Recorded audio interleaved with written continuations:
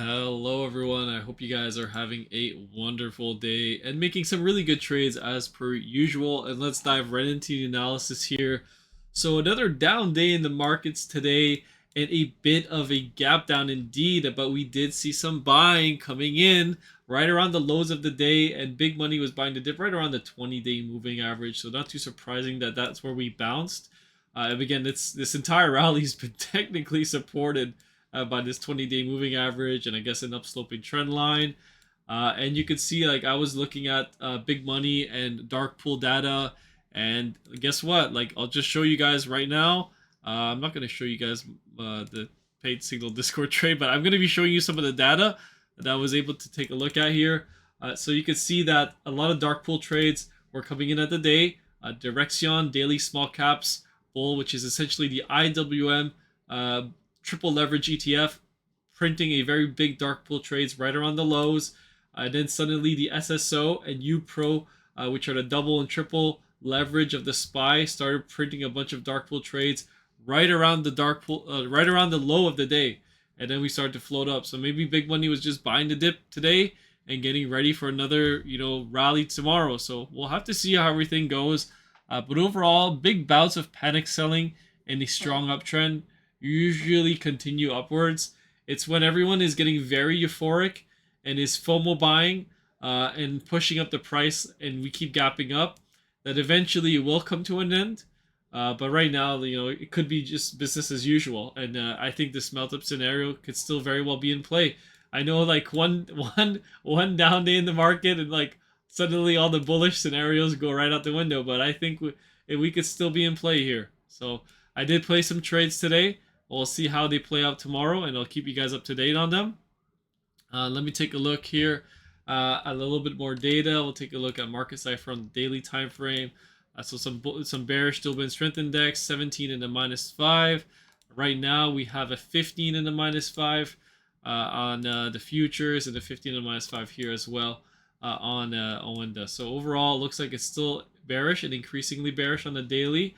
But again, we've seen these numbers before, and this technically could just be another dip to buy. We have a lot of strong green money flow, and we've seen when the VWAP gets overextended like this with strong green money flow, and just, it's essentially just very positive momentum waves, that these can just be essentially very strong dip buying opportunities and can lead to some pretty big rallies afterwards, right? So you can see very big bout of selling down about 1.81%, and then another 4% rally, and then same thing here essentially, and it led to, I don't know how much, 7.3% rally. It leads to another pretty substantial rally. So we'll see how everything goes. This one was probably the most substantial one, where we dropped about 2.5%, and the VWAP was really extended, and then strong uptrend, and then this thing just continued to push on upwards. After that, negated all the negatives, and it's been going up since then. So that was basically Q1, and now we're starting off Q2. So yeah, I mean, I will not deny big money has been unloading and selling for a very long period of time, and they continue to sell. 4-hour time frame, red crosses here. Let's see if we could actually see any green crosses. So yeah, some green crosses coming at the lows of the day here. So could just be another buying opportunity. Big money starting to buy, and I think I did see some pretty substantial trades here being bought at the lows as well. So again, I probably favor the trend towards the upside still. So we're gonna be covering a lot of individual names tonight. We'll start off with the big names like NVDA. So NVIDIA, a lot of people keep asking me about NVIDIA. Is the short going to go down? Is it time to short? Are we going to go down to this level? Are we going to go down to 700, 600? Again, this is a very strong name in a very strong sector right now. You guys know the saying, when the semis are fine, when the semis are strong, there's nothing wrong. When the semis fail, you better bail.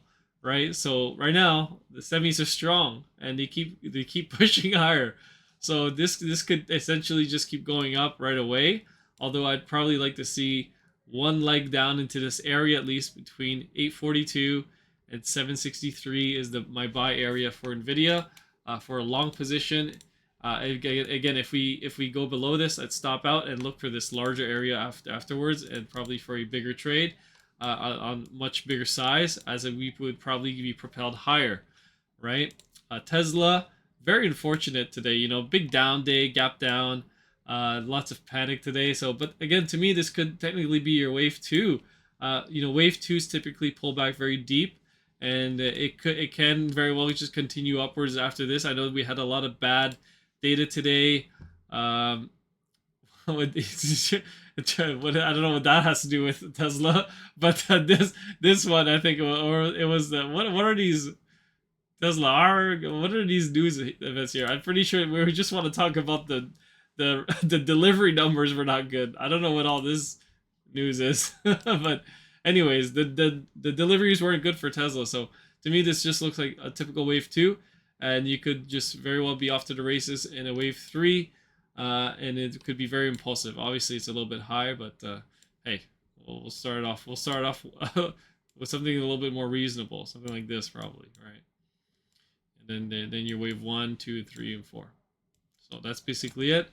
Let me take a look at a highly requested sector right now. Is the crypto miners. So Mara, right? Mara right now. We've been tracking this for very good amount of time. I would say probably since like the beginning of this rally, and we've tracked it correctly into a wave 5. This is your typical ABC correction. And then it just finished, so this could already be done. And it's already impulsing down, so this tells me that you're in your capitulation wave of a C leg. Maybe this will cause Bitcoin to go even lower than what people think, and we actually go into my larger buy zone for Bitcoin, which is right around 51 to 59,000. But if we don't get there, but the miners for some reason continue to capitulate, then they would be a strong buy. I got some nice levels here for Mara, right around $13.96. And this would be my accumulation zone, right? And a hold. It would be a hold. Like you'd have to be able to hold throughout this chop, right? You may spend months inside here, if not weeks and months. But when you take off, you should be rewarded with rallies like this, right? But again, you don't know if this is gonna play out. Maybe this is really the top for Bitcoin, and it starts to capitulate down, and we will never see these highs again for years. But it's really up to your interpretation of, you know, what's your investment horizon, what's your risk, and like your investment timeline. Sorry, I should say, and your risk you're willing to take, because this is obviously a risky sector, but there's a lot of reward to be had. Taking a look at CLSK, very similar chart, but this one made a overshooting B wave, and now starting to come back down, an impulsive move. I think we took a trade on SLNH today, or the other day. We entered in at 275 inside the Discord, and then we took our profits today after a 20% rally after earnings. So that was a really nice trade inside the Discord. So if you guys want to get access to my trades, you can actually sign up with the link in the description. But when we look at some other names here, there's a lot of crypto miners. There's all sorts of them. I only track the major ones like RIOT, Mara, CLSK, and I think Hut Mining. Hut Mining was another one that someone requested. So Hut Mining, I think, has a lot of potential. And I think I said the other day or yesterday that Hut still could have a 40% downside before you put in a very large bottom. And at that point, I would be interested in buying. Right now it's what, at $9.38. I said it needed 40% downside. Well, you know what? We're a quarter of the way there. Now we only need 30, right? It dropped 10% today, or 13%. So we just need a little bit. We need three more days like this, and we'll be there. But if we get 3 days in a row like that, Bitcoin might be doing something pretty darn bearish, and maybe we have to start to look into things before we just throw money at it. But I will most likely accumulate Hut, because I think there's a lot of upside potential in the cycle that's going to come. I think we have like targets between like 134 to 216. I mean, you could do the math yourself. So does it have to do that? No, absolutely not. Does that even have to go up at all? No, it doesn't, because these are really risky and volatile assets. You don't know what the company could do. Could they go bankrupt, stock split? Everything can change, right? There's a risk about investing. Let me take a look at a few other things here. I think I'll just go through my the members. They had sent me some individual requests. So yeah, puts or calls on the miners. If you're doing calls on the miners, make sure you have a lot of time on the clock, because this wave 4, we may consolidate in this area for a longer period of time than most people think before we continue higher, if we even do continue higher. And that decay can eat at your put. So that's sorry, your calls. So that's why it might be worthwhile to wait a little bit and sit on your hands. And I know it's not easy, but just be patient, and we'll see how everything plays out. And if you just can't, then just throw, I guess, enter a starting position, and add to it if it goes lower. And if we don't, then at least you have your position in. So it's really up to you how you want to take your trades. Let me see if anyone else had any other requests. No. Okay, so I think that's it for now. Let me take a look at ROKU. So ROKU, down day today. Not surprising, entire market was down. Indices were down. Gapping down below the 20-day moving average. But again, seeing some buying here once again. We'll take a look at ROKU on Wave Edge. Let me see Wave Edge on ROKU. No more on the daily, 4-hour, 1 hour. So just essentially just really, oh, look at that 30-minute. You saw some buying here. But overall, I think ROKU is in this buy area. And I said we could spend weeks. Right, we've been in this area since essentially the middle of February. Now we're the beginning of April. I said weeks, if not months, in this accumulation zone before we actually start to impulse out. So it's a waiting game at this point. So it's a little bit of a longer term trade, but hopefully this one plays out, and we've done our charting correctly, and it plays out.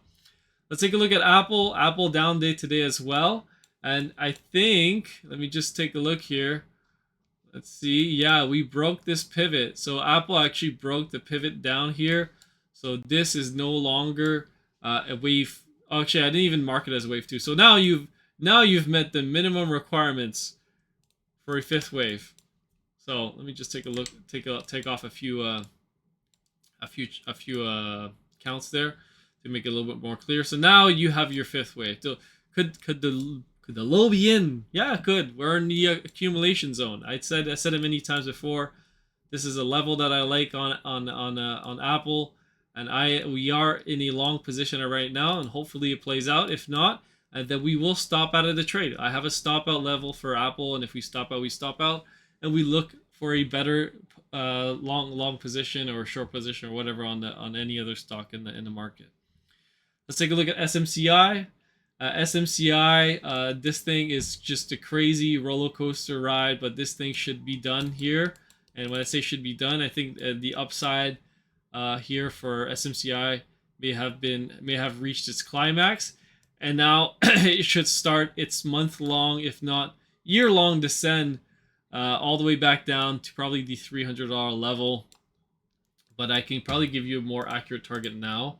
Let's get rid of this one. Now that we formed a B wave, and could the B wave extend further? It can, but until then, this could be our target. I'll just illustrate this here for you guys. There we go. Perfect. So I said 300, but really your C leg could end between 722 and 484. So that would be a buy from there and get a bounce, and hopefully this capitulation wave stops there.